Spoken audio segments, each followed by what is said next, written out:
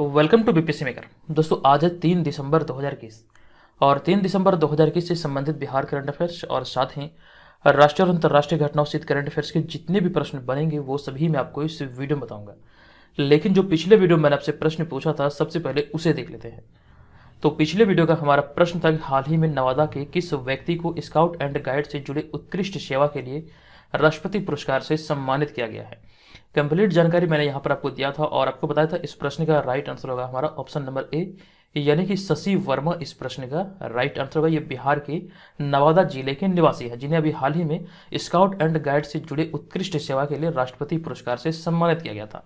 और यहाँ पर आप लोग एक चीज ध्यान रखें, जो भी प्रश्न आप लोगों से वीडियो में पूछा जाता है आप लोग से कमेंट बॉक्स में लिखें और विस्तार पूर्वक सभी चीजों को लिखें। अब यहाँ पर हम चलते हैं सीधे पहले प्रश्न पे। एक एक करके मैं आपको सारे प्रश्न बताऊंगा, आपको इस पूरे वीडियो को ध्यानपूर्वक देखना है। लेकिन यहाँ पर इस वीडियो में एक चेंजेस यह है कि मुझे अचानक से कहीं बाहर जाना पड़ रहा, तो इस वीडियो में एक्सप्लेनेशन को ऐड नहीं किया गया है, यानी कि प्रश्न और उत्तर यहाँ पर मैं आपको बताऊंगा। तो इस पूरे वीडियो को आप लोग ध्यानपूर्वक देखिए। हालांकि आपको जो पीडीएफ मिलेगा, इसका जो डेली पीडीएफ होता है उसमें आपको इसका एक्सप्लेनेशन देखने को मिलेगा, सिर्फ वीडियो में से स्किप किया गया है। तो यहाँ पर जो हमारा पहला प्रश्न है, हाल ही में बिहार के कितने बाल वैज्ञानिकों का चयन राष्ट्रीय साइंस कांग्रेस प्रतियोगिता के लिए हुआ है? इस प्रश्न की अगर हम राइट आंसर की बात करें तो इसका राइट आंसर है हमारा ऑप्शन नंबर बी, यानी कि 50 बाल वैज्ञानिकों का चयन अभी हाल ही में राष्ट्रीय साइंस कांग्रेस प्रतियोगिता के लिए हुआ है। अब यहाँ पर कुछ चीजें जो कि याद रखने लायक है, इनमें से मैं अगर बताऊं तो बिहार के 38 जिलों में से 21 जिलों के कह सकते हैं बाल वैज्ञानिकों का चयन इसमें हुआ है, जिनमें से अगर हम बात करें राजधानी पटना की तो सर्वाधिक बच्चों का जो चयन हुआ ये राजधानी पटना से हुआ है। तो ये सारी चीजें यहाँ से आप लोग ध्यान रखिए। अब हमारा यहाँ पे दूसरा प्रश्न होगा कि हाल ही में नवादा के किस पत्रकार को मीडिया फेलोशिप अवार्ड से सम्मानित किया गया है? इंपॉर्टेंट प्रश्न, किस पत्रकार को मीडिया फेलोशिप अवार्ड 2021 से हाल ही में सम्मानित किया गया? इस प्रश्न का हमारा right answer option number A, यानी कि सतीश कुमार, जो कि बिहार के नवादा जिले के रहने वाले हैं। अब यहाँ पे हमारा अगला होगा तीसरा प्रश्न। यह प्रश्न हाल ही में सिल्क सिटी के रूप में भागलपुर को विकसित करने की जिम्मेदारी किस जिला के उद्योग केंद्र के महाप्रबंधक संजय कुमार वर्मा को सौंपी गई है? इंपॉर्टेंट प्रश्न साबित हो सकता है कि हाल ही में सिल्क सिटी के रूप में भागलपुर को विकसित करने की जिम्मेदारी किस जिला के उद्योग केंद्र के महाप्रबंधक संजय कुमार वर्मा को सौंपी गई है? इस प्रश्न का हमारा right answer option number D, यानी कि पूर्णिया जिला के उद्योग केंद्र के महाप्रबंधक संजय कुमार को यह जिम्मेदारी सौंपी गई है। तो ऑप्शन नंबर डी यहाँ पर इस प्रश्न का राइट आंसर होगा। और पूर्णिया जिले की बात आई है तो यहाँ से एक प्रश्न मैंने आपको कुछ दिन पहले बताया था कि मुख्यमंत्री उद्यमी पार्क का जो निर्माण किया जा रहा है ये बिहार के पूर्णिया जिले में किया जा रहा है। ये घोषणा कुछ दिन पहले हुआ था, जिसकी जानकारी मैंने आपको दिया था। अब यहाँ पे हमारा अगला होगा चौथा प्रश्न। यह प्रश्न कि बिहार राज्य को राज्य में 5 स्टेट हाईवे बनाने के लिए एशियन डेवलपमेंट बैंक यानी कि एडीबी से कितना कर्ज मिलेगा?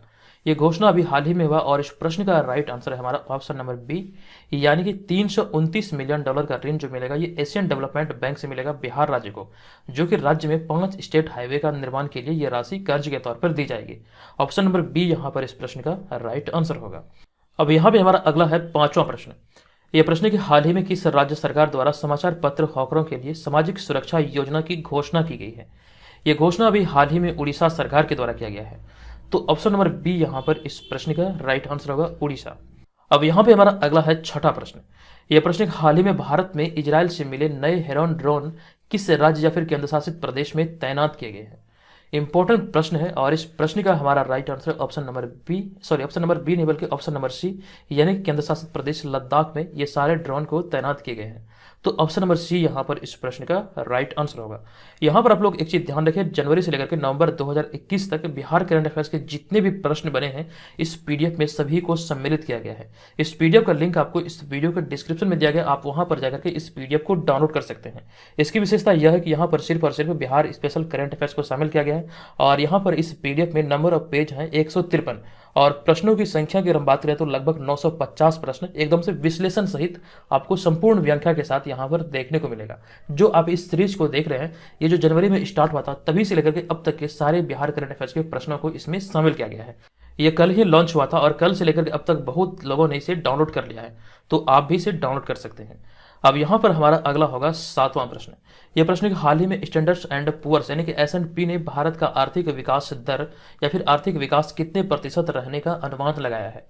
तो देखिए इस प्रश्न का जो राइट आंसर यह है हमारा ऑप्शन नंबर ए, यानी कि 9.5% रहने का अनुमान लगाया। यानी कि पहले भी इनका जो अनुमान था S&P का ये 9.5% ही था, यानी कि इसको कह सकते हैं अपरिवर्तित रखा गया है।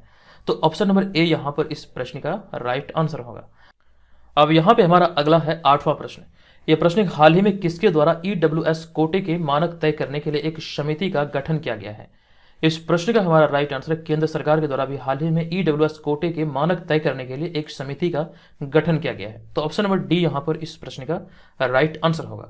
अब यहाँ पे बात आती है ईडब्ल्यूएस आखिर क्या होता है। आपके मन में ये सवाल उठ रहा होगा, बहुत लोग जानते भी होंगे लेकिन बहुत लोग इसको नहीं जानते हैं ईडब्ल्यूएस आखिर क्या होता है। तो आर्थिक रूप से कमजोर वर्ग को ही मतलब ईडब्ल्यूएस कहा जाता है और इसमें आरक्षण के लिए ही ये मानक तय करने के लिए अभी हाल ही में केंद्र सरकार ने एक समिति का गठन किया है। तो आई होप कि यहाँ पर आप ईडब्ल्यूएस का अर्थ समझ चुके हैं। अब यहाँ पे हमारा अगला होगा 9वां प्रश्न। यह प्रश्न है कि विश्व एड्स दिवस कब मनाया जाता है या फिर कब मनाया गया है? तो विश्व एड्स दिवस प्रत्येक वर्ष 1 दिसंबर को मनाया जाता है।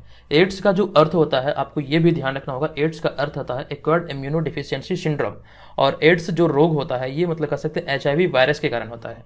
तो आपको यहाँ से ये सारे जो मतलब इंपॉर्टेंट फैक्ट है आपको याद रखना है। अब यहाँ पे हमारा अगला है 10वां प्रश्न।